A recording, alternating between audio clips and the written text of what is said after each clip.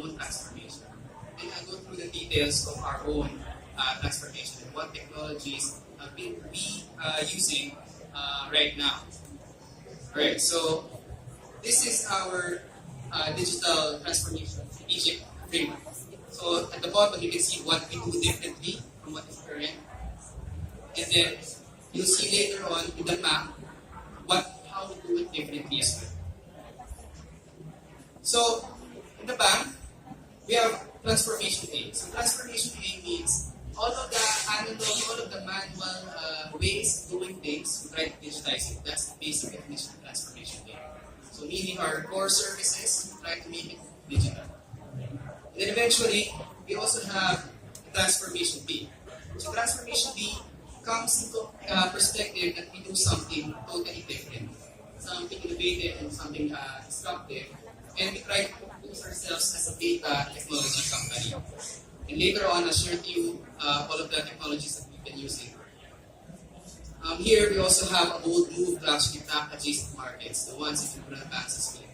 But they're all crossed together in terms of what technologies that we do, what we use, and also the execution and how we do it. So, one of the big companies, actually the tech companies, is actually Amazon. But for you to understand, they've actually did their own transformation. So here's their story. And I'll put it in the same framework that I shared to you earlier. So Amazon is a core. There's no Amazon Web Services yet. So Amazon is core. This is Jeff Bezos, and he was trying to start and his global office with his employees. They had warehousing. As you know, warehouse for books. Then they build their site so that they can sell books online. So that's the basic model that they have. So transformation A comes into mind that this again Jeff Bezos, after a few years, and then they made it digital into a digital book. It's called PML. Might not be, maybe some of you still has it.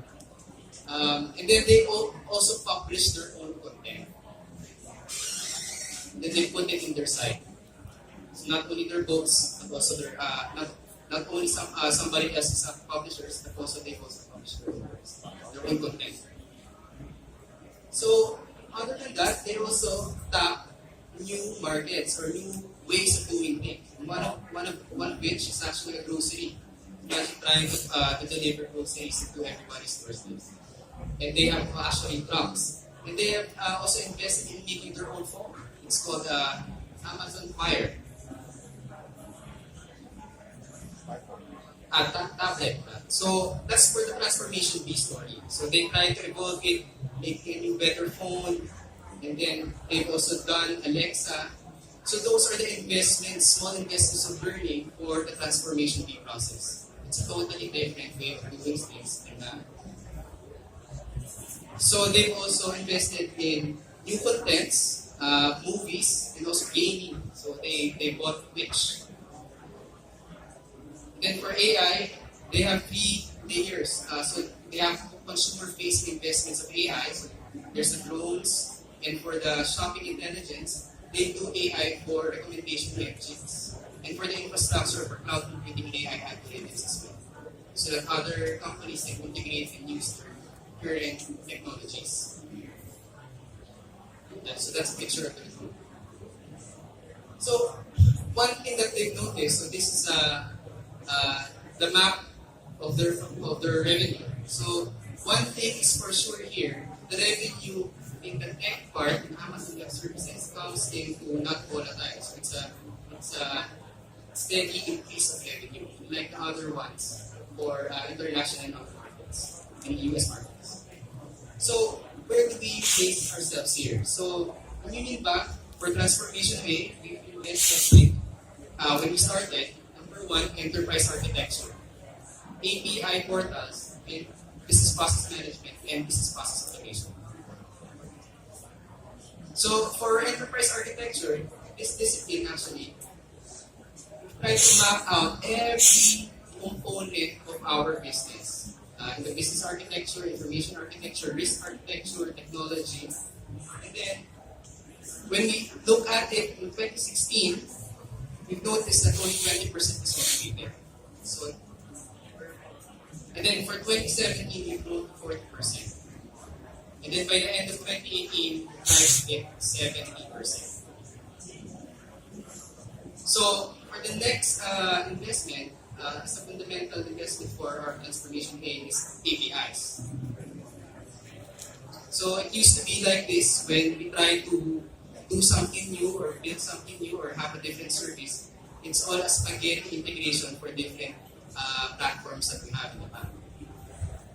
So setting up an API layer enables us to be able to build faster, and as well as for us to be ready to integrate with other enterprises so that we'll be embedded in their other businesses.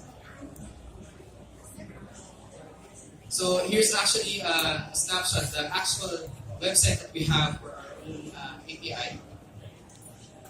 So you'll see SDKs for different capabilities, payment billing, forex exchange, send money transfers, foreign exchange rates. And then this is the actual documentation that we have.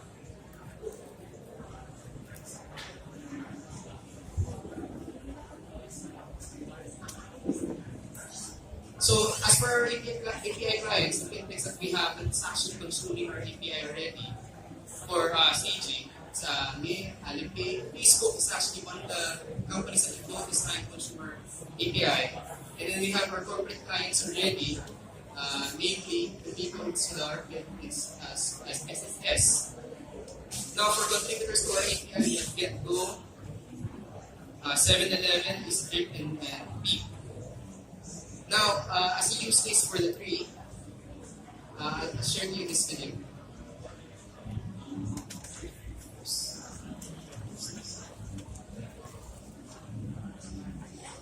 Sorry.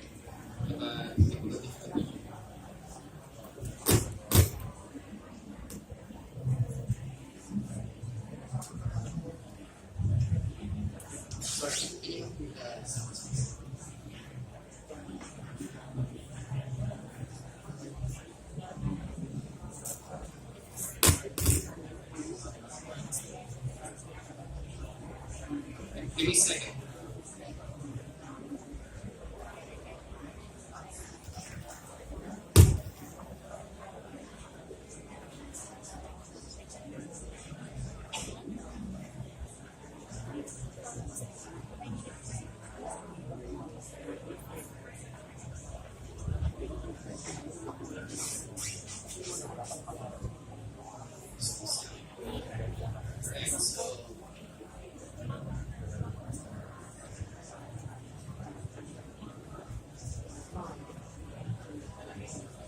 Well, the most current that we have launched is this so-called real-time hosting of contribution payments. Every time they part with their money to settle their monthly SSS contributions, they are assured that it's applied to the payment of their contribution account. So, Pinico Virtual Store is a platform that will enable customers to order Pinico products from a product catalog displayed in large format display screens. Adding APIs will enable us to implement seamless integration between our Virtual Store platform and payment facility using customers' Unionbank. So, the automated underwriting system provides underwriting at point of sale. So, this system is being used by our distribution channels, including our Unionbank bank financial advisors. We are happy to see increased adoption of AUS, which improve both agent and customer experience. Well, the most Enterprises, then we can actually resell and help other enterprises for their own capabilities. Meaning, every part of payment, we're now part of their services as well. So in a way, if you think about it, we're actually selling our technology to them. In a way, that becomes a different business model as a basic understanding of actually how the transformation is starting today. So we've also done this internally.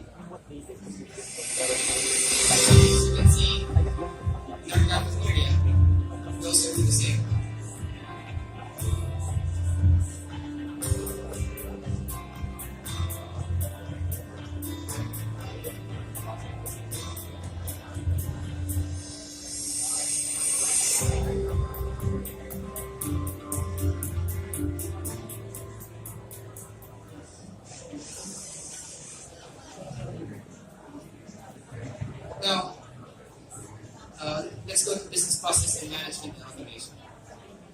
So here, we've mapped out 761 processes that we have, and we designed it to 87 projects.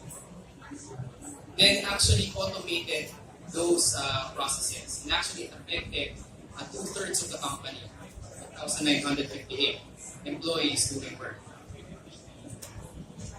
So for transformation B, these are the 3 technologies that we have invested in. So blockchain, AI, and Internet of Things. So for blockchain, we started first in having our own private chain. We call it actually Project Moses. So this is actually a blockchain-based document management system where we ensure everything that we post or announce is actually in our own private chain. It's very important because we actually release memos with the BSP as the it's actually verified and correct. So the second part is I2IX. I2IX stands for Institution to Institution Exchange. So if you remember, we're trying to do, as you remember a while ago, the automated platforms that we have for our services. And a bank like Unionbank is very different from a rural bank. A rural bank is not automated. So what if we actually put our services or our digital platforms and provide it to the rural banks and have it in a blockchain, wherein all money transfer verifications is no longer necessary. I2IX blockchain inter-rural bank payment platform. Philippines is a $28.2 billion remittance market. A majority of the market transacts with big banks and money transfer operators. Smaller banks are out of the picture because we are not members of the big payment networks. Joining the current networks demands compliance to complex requirements and hefty participation fees. Aside from not being part of the networks, smaller banks struggle with legacy systems, which adds inefficiency and unnecessary costs in doing their services. Unionbank seeks the opportunity to provide a solution to this problem via I2IX. It's a platform that allows banks and other remittance partners to conduct real-time money transfers at a cost-efficient and secure manner. This is made possible because of blockchain technology, which, by its distributed and decentralized design, not only provides better security, but also lowers costs in conducting payments. It also eliminates the need for multiple intermediaries that are currently present in existing payment systems. Now, smaller banks can be part of this network and be more directly involved in the remittance market without the need to comply with complex requirements and hefty fees. Participating in I2IX entails minimal transaction cost, zero maintenance cost, zero startup cost. They also gain operational efficiency in doing transactions, which elevates their capabilities in providing banking service, which in turn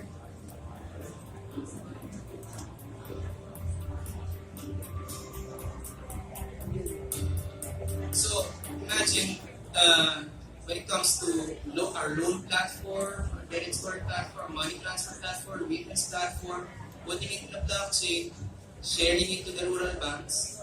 So now it's in a blockchain that we don't need to be, its process already embedded in the system. So it's more cost efficient for them, it's faster. And then we actually also have our own APIs where we enable fintechs to integrate with us to touch on other markets in the rural banks and the regional areas. Banking business is a highly regulated industry, and as such, we need to make sure that we have incorporated and we can satisfy these regulatory requirements. On top of this, internally we also have our own control processes that has to be in place as mitigates the potential risk exposures. Standard implementation is to be communicated uniformly across concerned bank units in a form of operating guidelines, or what we call in Unionbank as general circulars. These general circulars can be likened to our operation manual, considering that this is the basis of how we process the bank's transactions. With the ever-evolving changes on regulatory requirements coupled with continuous improvement in our processes, especially now that we are adopting a lot of new technologies, these changes need to be quickly reflected in our guidance and again, communicated timely across the market. There are concerns that our people may have missed the announcement of a new or revised GC, or that the extreme side may not have really read the GC. It's really telling when you have a culture and mindset of innovation, because people just come together and ideas just flow. An example of this is ERB's idea of putting the general circulation on the blockchain. It just one morning just came up and said, I was watching History Channel, and apparently Boeing had started to put their parts and manuals on the blockchain. So this brought about the whole idea of us applying blockchain technology for internal processes, where we have, like many other industries, a lot of issues with tracking information, tracking documentation, particularly establishing the provenance of a lot of information which is referred to and used by the entire organization. So, the plan is to create a blockchain-based GC management system where Unionbankers can now view the most updated circulars online and anytime. Every time a new circular comes out or an existing one is updated, all the concerned units will be notified and everyone is made aware of the changes. So that way, whenever you have a new circular that needs to be updated, for example, branch hours are no longer 9 to 5, they're 9 to 7. The new circular will automatically update and supersede the old circular of branch banking hours. And our DQM partners will have a dashboard to see the GC's adoption.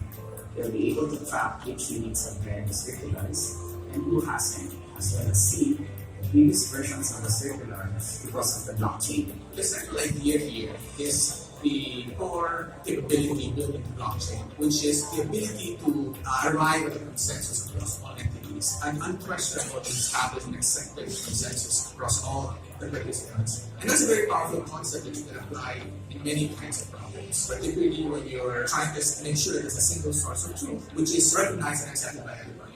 This way, we can now be confident that everyone who's now accessing this very critical process documentation in the organization, across the organization, are confident that they're looking at the most updated copy and question. We also want to make the point that blockchain is much more than just about crypto. So I think the association still linked today. Blockchain can be technology that can be applied to simple things such as the general circulars, and that's where we are now. And of course, this also is a fantastic opportunity for us to exercise what we have learned, apply what we have learned about blockchain, and build this solution ourselves. And that's what we've done in this case. We built this GC application, and this is our example of that.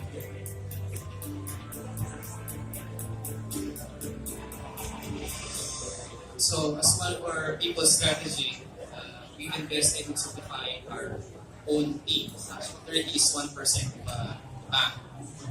And we started with them, the 30 people for certified blockchain developers, and we're going to end the year. It comes along with other certifications that we try to make our employees as well, as technologists as well. Because for the transformation to begin as a technology company, your people should be technologists. So from bankers to that type of setting. So now, for AI, we've invested in three technologies. So it's robotics process automation, cognitive engagement, and cognitive insights. So for us, if you remember a while ago in slide where I was showing Amazon, this one is the cognitive engagement is on the consumer facing technology, while the cognitive insights is in the middle layer that gives recommendations. So let me start first with robotics process automation. So RPA